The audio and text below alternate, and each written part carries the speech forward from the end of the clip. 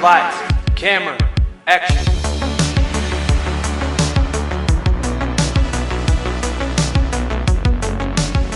Hey everyone. Hey guys. Welcome back to the podcast. We are super excited. Well, at least I am. I don't know about Jon. I can't speak for him, but I am super excited because we are covering one of my favorite movies. Hey, I can't complain. It's a good movie. It's a classic. I don't know if I think a lot of people have it as one of their favorite movies. It's a nostalgic movie. It's a nostalgic movie. It's a classic movie. It's a movie for the whole family. Anybody can enjoy it. Like, yes. I don't have any complaints. It's definitely not like one of my favorites, but it is. I'll watch it anytime. Yeah, I guess we should probably tell you what it is. It is Princess Diaries. So kind of a major pivot from last week. Last week we covered Saving Private Ryan. So if you haven't checked that out yet and you are of age, it is rated R, but make sure you check that out. And I think we're good to get started. All right. So Princess Diaries was released in July. Princess Diaries was released on July 29th, 2001. It was directed by Gary Marshall. It is starring Anne Hathaway, Julie Andrews, Heather, I might say this wrong, Matarazzo, thank you. Yep. Robert Schwartzman, Hector Elizondo, and Kathleen Marshall. It was distributed by Walt Disney Studios. It has a runtime of 1 hour and 50 minutes. It's rated G. It has had a budget of $26 million, and box office total was $165.3 million. Nice. There is one actress you forgot to include. Oh, really? Who did I forget? She's a big star now, but like she was a minor character in the movie. Mandy Moore. Oh, well, that's not who I was thinking. I forgot to include Mia's mom. Oh, I couldn't even tell you who that is, like who plays her. But yes, Mandy Moore plays Mia's high school rival, the cheerleader that's kind of mean to her. But anyways. Yes, you're right. I did forget her. And let's see. Well, I can't even find her mom in the cast, so I'm sure if I looked harder, I could find her, but it's fine. Moving on. Anyways, let's move on to fun facts. So my first fun fact is that Princess Diaries was Anne Hathaway's first movie role. So this was kind of her big debut. She had been on TV shows before, but as far as I know, had never been in a movie. No, this was her big break. Yes. The only thing I found, she was on one TV show where she was a main cast member, and it was like a very short series. It wasn't very successful or anything. So she was relatively unknown at the time. And I mean, what a way to get started on your acting career through Princess Diaries. Yeah, I mean, it is.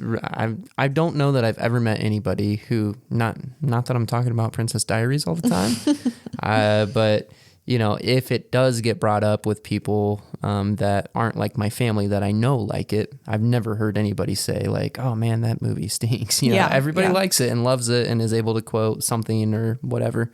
Yeah, and I mean, also to have like her first major role be like a main character in a movie. That's pretty cool. Alongside Julie Andrews. Yeah, really. Like, yeah. So my next fact is something that I've always wondered about, and I guess I just never thought to look it up. But in the scene when Lily and Mia are like pacing up and down the bleachers, I think they're talking about, I think Lily's talking to her about like why she should be on her cable show or something like that. I can't remember. Yes, but they're also talking about whether or not she should be a princess. Yes. I think, yeah, you're right. Yeah.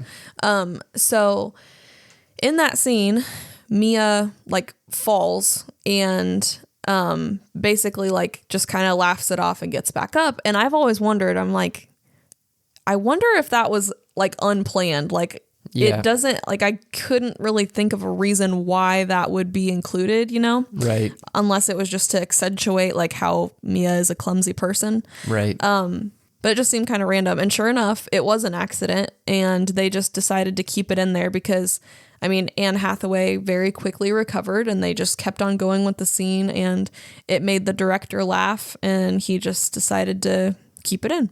Yes. There were also a couple other improvised scenes that I thought were pretty good. One of them being where Lily is walking down the street and she yells like, "No, I'm not talking to you," or whatever she says. It's towards the beginning of the movie. Oh, what does she say? She says, "No, not you. I don't even know you." Yes, I think that's what she says. That is probably my favorite Lily line too. It Yes. makes me laugh every time. Yes. One of my favorites. But Yes, that one's pretty good. That was improvised.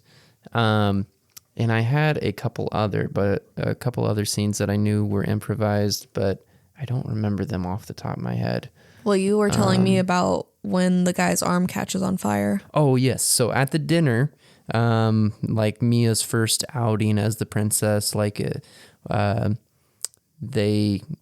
gentleman sitting next to her, his arm catches on fire and she grabs his arm and puts it in an ice bucket. Well, that was part of the script. However, his arm stayed on fire, and so she grabbed that glass of water and threw it on him, and that was improvised, but it stayed in. Yeah, that's crazy. Yeah. I thought I had one more, but I don't remember. It was when I'm blanking on his name now, but the guy came to give her the makeover. Oh, yes. I don't remember what his name is either, but he's like the makeup artist or whatever. He comes and he sees her for the first time, and when he looks at her, he shrieks, and that was also improvised. Yeah, that's awesome. Yeah. Okay, my next fact is that there were 4 different cats used to play Fat Louie, and one of them was Anne Hathaway's pet cat in real life. Yeah, that's wild. I saw that one of them, like, his job was only to lay around. Yes. Yeah. They each had a different role. Yes, they all had specific jobs. One was meant to be carried by Anne. One did stunts. One, yeah, which really, cat. really. But anyways, yeah. Next, I didn't find many casting details, but one that I did find was that Liv Tyler almost played Mia.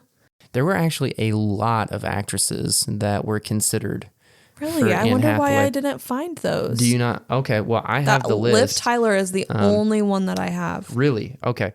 Well, I went over this in my notes. I didn't write it down just because I knew that, or I figured you'd probably have some of it, but there were some big names that were considered. So Reese Witherspoon, Kirsten Dunst, Jessica Biel, Kate Hudson, Karen Diaz, Drew Barrymore, Katie Holmes, Kate Beckinsale, and then Liv Tyler was the front runner. Yes. So all of those girls auditioned or were offered the role or considered the role, but Liv Tyler was the front runner. And I also saw that Christy Carlson Romano, who, fun fact, if you don't know who that is, she voiced Kim Possible on the Disney TV show Kim Possible. She was also a favorite from Disney, like before production had started, but she was unable to audition due to her commitment because of the filming schedule for Even Stevens. Gotcha. So she was unable to audition, but I always thought as a kid watching this movie that Anne Hathaway and Christy Carlson Romano looked similar, which, I mean, not really, maybe a little bit, but I always remember thinking that, oh yeah, she could play this role well. But, so it's funny to learn now that she was considered by Disney or that they wanted her. Yeah. My next fact is that when Michael's band performs, you know, they're in the auto shop and, you know, the iconic M&Ms on the keyboard and everything. Yes. When they're performing, they're singing a song called Blue Side by Robert Schwartzman's real life band called Rooney, and Robert Schwartzman is the one who plays Michael. So I thought that was cool that they're singing a song by his band, and I believe at least a couple, maybe all of the band members in that scene are part of his band too. Yes, I believe so. Next, if you guys didn't know this, this movie was actually based on a book. Was it called The Princess Diaries? I think it was. Was it? Okay. I might be wrong. But So in the books, Mia's father actually isn't dead like he is in the movie. And her dad actually plays a really important role in her story in the books. But it turns out that when they were, making the script up for this movie, they wanted to give Julie Andrews a more significant role. So they let her take on a lot of the lines that her dad said in the book. Next, the romance between Clarice and Joe was not originally in the script. The chemistry between Julie Andrews and Hector was pretty clear right away, and they actually were the ones who pushed for a romantic storyline between their characters. And I'm really glad they did, because even though it's like a small side story, I love like all of the scenes between them. yeah, I do too. I think it's a really sweet inclusion. Like, it doesn't feel like it distracts from the story. It goes over really well. I appreciate it. It's a cute little side story. I think it's cool that it wasn't part of the script, and that it was because of at their table reads that they felt like there was just a good dynamic there, and they lobbied for that, and they kind of changed the script for it. Yeah. My next one is that the scene at the Genovian ball when the mayor is getting interviewed.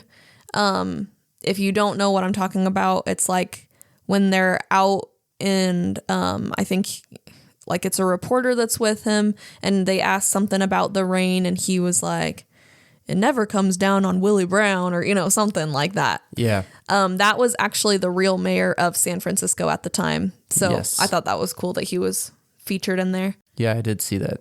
And then my last fact is that the twin girls that Mia gave autographs to were actually Gary Marshall's granddaughters, who was the director. And then Clarice's secretary, Charlotte, is played by Gary Marshall's daughter. So I also thought that was neat that he included several family members in there. And I believe he also makes like a small appearance in the movie at some point too. Yeah, I think that's right. I think it might be towards the end of the film he can be seen. Yes. At the big ball, I'm pretty sure. Yes. Yeah. That's all I've got. Okay, cool. Well, I have some production details. I kept it somewhat limited, but we'll just go for it. So, principal photography took place from September to December in 2000. The movie was filmed on stage number 2 at Walt Disney Studios in Burbank, California, which is the same soundstage that Mary Poppins was filmed on in the 1960s. And that is important because, for those of you who do not know, Julie Andrews starred in Mary Poppins. And because Mary Poppins was such a smash hit, and then she later was able to film another big movie for Disney on it, the soundstage was renamed the Julie Andrews stage in honor of her, which I think is pretty cool. Yeah, I saw that. I think that's an awesome connection. I'm glad that they named it after her. I love Julie Andrews. Yes, definitely a big honor, and I think it's cool that they did that for her. While shooting the film, to help Anne Hathaway feel more comfortable on set, keep in mind this was her first big film. This was her first film. Yeah, this was her big break. So to help her feel more comfortable on set, there were many props on set from her personal life. So I know you touched on one of the cats was her actual cat. Another fun one is that the picture of Mia's late father is actually a picture of Anne Hathaway's real dad, Gerald Hathaway. Gerald also briefly portrays Mia's dad in a flashback scene where he's writing a letter to Mia. So I thought that was pretty cool. Yeah. Before undergoing the princess transformation in the film where she gets the big makeover and everything, Anne Anne Hathaway had to wear a wig, which they referred to as the Beast on set. And she also wore false eyebrows, which they did this because they wanted the makeover to appear more dramatic. Interestingly enough, about the eyebrows, they required 1 hour to apply because each strand of hair was glued to her brow individually. I saw that. I can't imagine. I wonder if it like hurt taking that off each time, like having to pluck each one off or something. No, I'm sure they probably gave her like a solvent that she could use. That's true. Because I mean, it's, you know, it's like industry makeup and whatnot. Yeah. Also, backtracking to the last thing you said, do you know, because her dad, like when she's reading the letter from him, you can hear his voice. Do you know if that was her dad's voice too? Like I didn't speaking see in a British on accent? that, but I'd have to imagine it was. I mean, they had him shoot the scene. I can't imagine they would have somebody else do a voiceover for it. Well, I just wondered because I mean? you don't see his mouth moving or anything. You just see him writing. So you never know. But Yeah, you never know. But I would have, they got him on set. Why would they not? You know what I mean? Yeah, that's I mean, true. it's not impossible for that they had somebody else. I would just assume that they did. And then last but not least, the tiaras that Julie Andrews and Anne Hathaway wear in the film were custom made. So the tiara that Julie Andrews wears consists of $500,000 worth of diamonds. These were loaned to the production by Harry Winston, which I have no clue who that guy was, but evidently he was a very wealthy jeweler back in the day. And he had these incredible diamonds, like massive diamonds, that he donated 2 of them to the Smithsonian. Wow. So, yeah, I guess he was a very successful jeweler. But anyways. I'd be so scared to wear that crown. I'd be so scared I'd break it or something. Yeah. Well, she had that crown that was, you know, a smooth $500,000 that she was wearing, or tiara, whatever. She also was wearing a 100-carat necklace comprising of 4 rows of diamonds. And because of this, between, you know, the necklace, the tiara, and I'm sure she had other stuff that was real diamonds as well. Because of this, a security guard followed Andrews around at all times to protect both her and the expensive jewelry. Yeah, that's crazy. Yes, it is. Anne Hathaway's jewelry was comprised of fake diamonds. So. Yes, I did see that. She was not as spoiled as Julie Andrews, I guess. If they made it today, they would go she all would get out the for diamonds. her. Yeah, She's probably one of, if not the biggest female actresses in the business today. Yeah. Universally loved. She's had almost all of her movies have been huge successes, and everybody thinks of her as America's princess because of the Princess Diaries. She's America's sweetheart. So, yeah, they definitely would spoil her today. But anyways, that's all I have. Okay. So, what would you rate this movie? 1 to 100. This is a tough one for me. It's a really good movie. I don't know that we've ever done a movie on our podcast that was just a straight up comedy. I know we did Elf, but it's also like a Christmas movie. And without going through and looking back through our films, I don't know that we've done one that was just a straight up comedy. So this is new territory for us, which is funny because we love comedies. There's just so many other movies, I guess. There's a lot of movies in the world. Yes. So, anywho, this is a good movie. It's a fun movie. Anybody can watch it. You know, there's the content is super clean, but it's genuinely funny. It's not one of those ones where like you turn it on and you begrudgingly watch it because somebody else wants to. Like, it's not cheesy at all. It's really. not. There's no bad acting. It's not corny. It's not annoying to watch. It's not like too feminine or anything like that. Even though like it focuses on a princess, it's genuinely funny in almost every sequence. And I just love that. I'm also gonna fully acknowledge that I am probably partial to this movie just because I watched it when I was little. You know, like I remember watching it when I was little. I have two older sisters. I remember watching it with one of my sisters and my mom multiple times. Whenever it was on TV, you know, we'd turn it on, and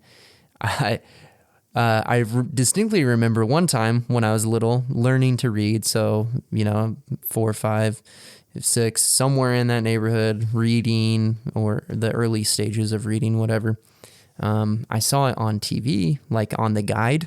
And I was like, oh, Mom, look, it's the Princess Diaries. And that's just something that like my mom, my sister, and I have always laughed about and quoted to each other. So it's a fun family memory in that regard because it was genuine. It wasn't like an insult. And then as I got older, I would recall that and say it as an insult because I was a boy who was too good for Princess Diaries. But that was pure silliness and orneriness, and I can recognize and admit that this is a great movie, and I have no problem watching it. So, a long-winded way to preface my score, I would say I'm going to score this as an 84. Ugh.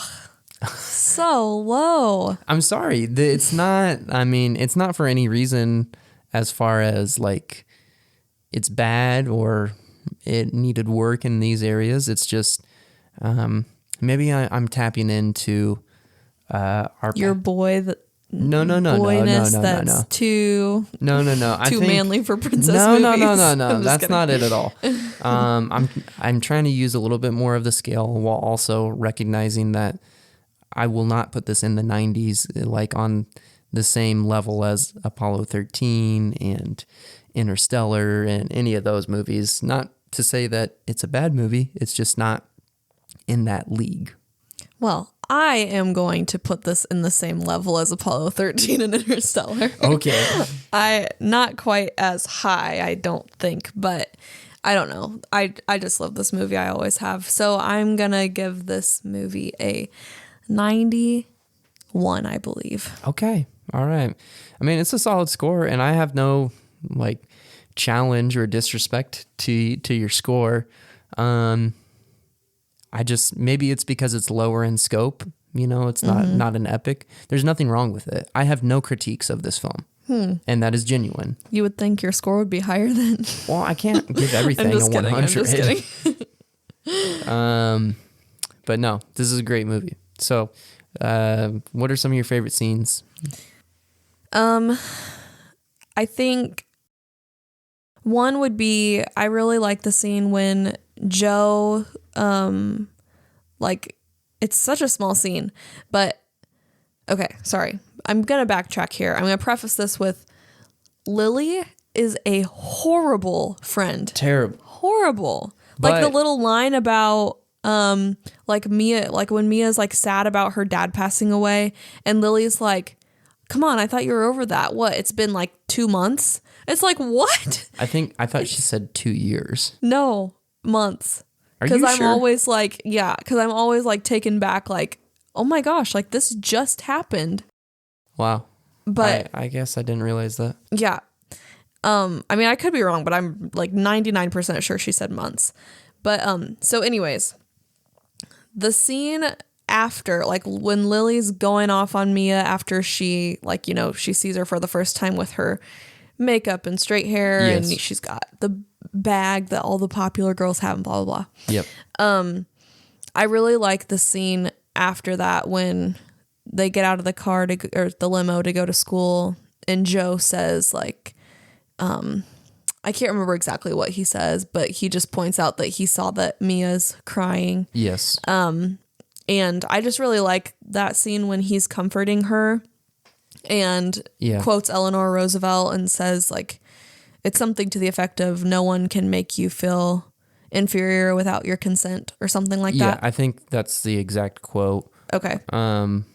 Yeah, I agree 100%. I love that scene. I hate when Lily's being a terrible friend to her because she is being entirely selfish, focused on herself, and, you know, bringing her down, making her feel bad for something that like has no effect on Lily. You know, like this, and even if it did have an effect on her, it doesn't give you an excuse to be mean to anybody.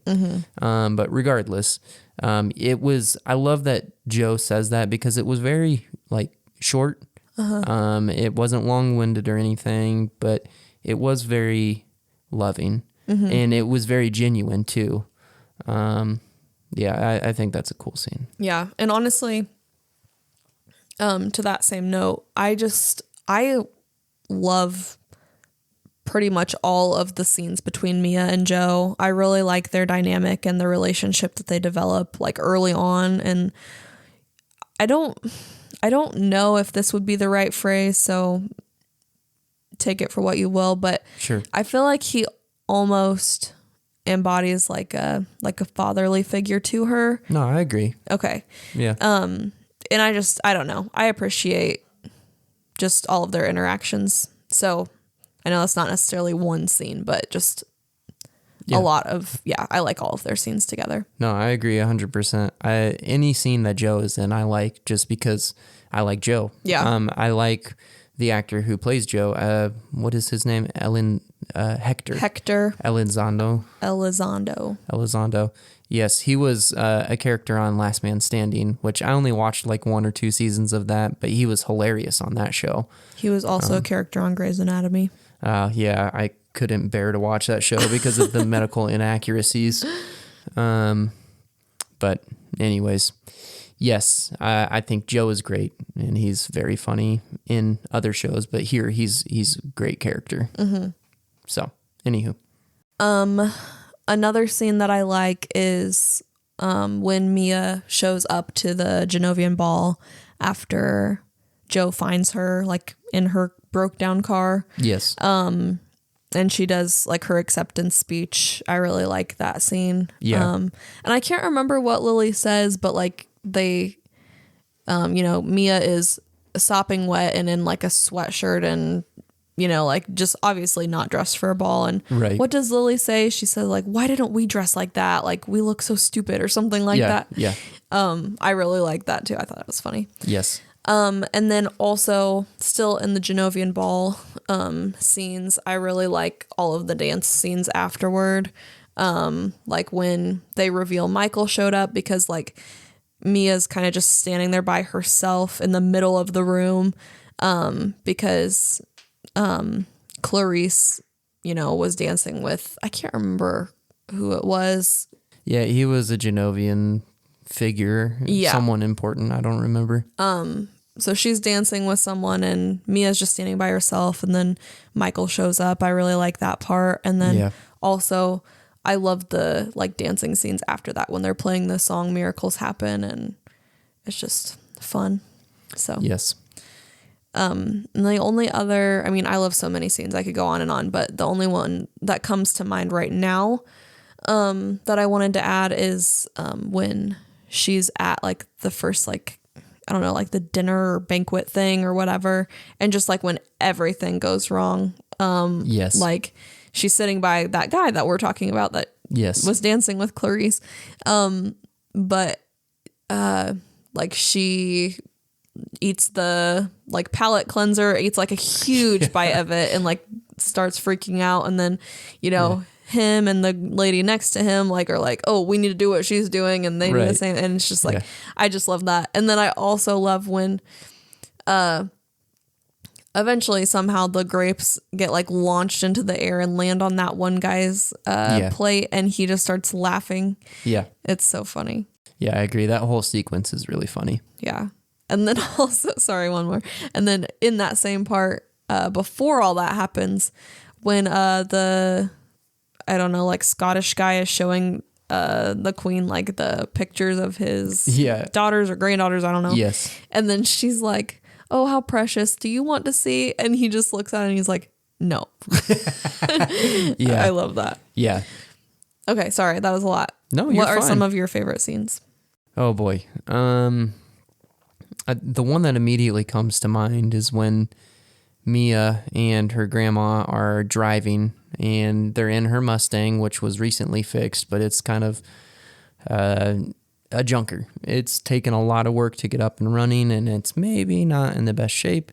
and they're going up that famous hill in San Francisco, and Mia is just struggling, hitting the brake, hitting the gas, and I mean, just like it's a really jumpy kind of bumpy ride, and then her grandma's freaking out, and then eventually the car ends up rolling down the hill, hits the trolley, and then people are freaking out, and I love when the police officer and the trolley driver are there, and the police officer's kind of, taking the report, writing everything down, and recognizing Julie Andrews' character recognizes that she has immunity, but Mia does not.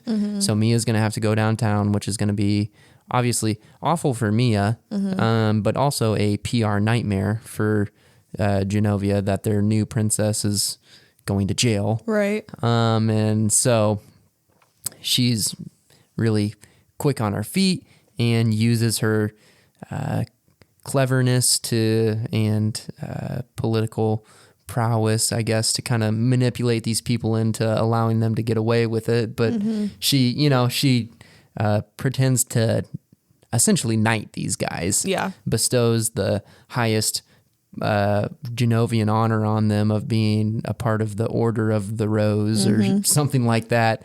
And, and then the police officer is like, oh, it won't be necessary to take Mia downtown or anything. And that whole sequence is hilarious just because it's like, it's ridiculous just from an outside perspective looking in, because you're in on the joke, what's going on.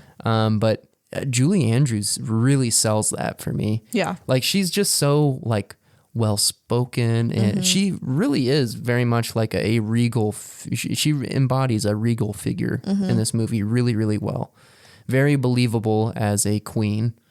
And also she's just well-spoken, and but she also uses a lot of like physical humor in this, like body language and whatnot, by looking around at the street sign and just kind of fumbling through, figuring it out, piecing it together as she goes. Like she sells it well. It pays off big time. Yeah. I also like in that scene before she like dubs them that she is, like talking about how like, oh, like the city wouldn't be able to run without, like right, the transportation people or whatever. And yes. And the trolley driver is like, ma'am, we're not all that. I think that's so funny. Yes. And it's also hilarious, a little callback at the end of the film when Mia's not at the ball yet, and her grandmother goes out there to, basically talk to the crowd and let them know that she's not there and whatever. And as she's getting started, she looks over the crowd, and it pans to the police officer and the trolley driver, and they're both waving at her, and they have little medals on. Yes, and she's like, "Oh, hello." Yeah. Yeah, I think that's great. But yeah, I mean, there's plenty of scenes that I think are really, really funny. I do love the scene that we found out was improvised, where Lily's like, "Not you, I don't even know you." That's hilarious. Love that. Yeah. That is super good. Also, I think it's hilarious when word gets out that Mia is actually a princess, and all the reporters are there, and then the principal or vice principal, who's played by Sandra Oh. Another Grey's Anatomy character. Yes. And she is like freaking out, like, "Oh, I'm sorry, we don't have better china," and just like stuff like that. Like, it's really funny because that's how somebody would act, She's just a small high school vice principal, and a literal queen of a country is sitting in her chair. Yeah. That's wild. But yeah, so I think that's pretty funny too. But anywho, I mean, I think there's probably a lot of scenes that I could talk about, but those are the ones that kind of stick out to me. Yeah. One thing that I forgot to mention is that this movie was actually produced by Whitney Houston. I know. That's so crazy. The sequel was also produced by Whitney Houston. Yes, and fun fact, the scene where this is after Mia has been outed as a princess, and the school kids have kind of had their, teasing and all. They've kind of tried to be mean to her, but also tried to get in good with her. All that's kind of already happened. Her and Lily are sitting at, I guess, lunch break out in the schoolyard, and Mia's eating ice cream, and then she smashes the cone into Mandy Moore's character. I think Lana is her name or something. It's either Anna, Hannah, or Montana.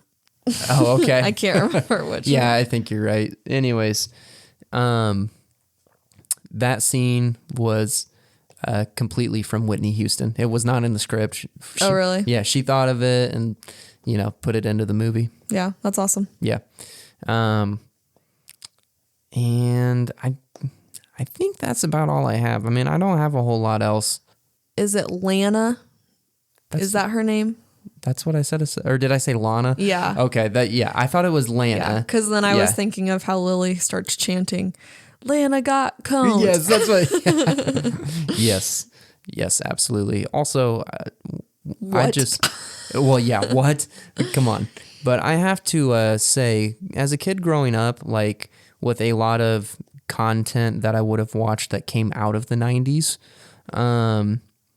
because that was what was on most of the time during the day. Like if I was off from school or whatever, it was reruns of 90s television or stuff that stemmed from like that 90s era.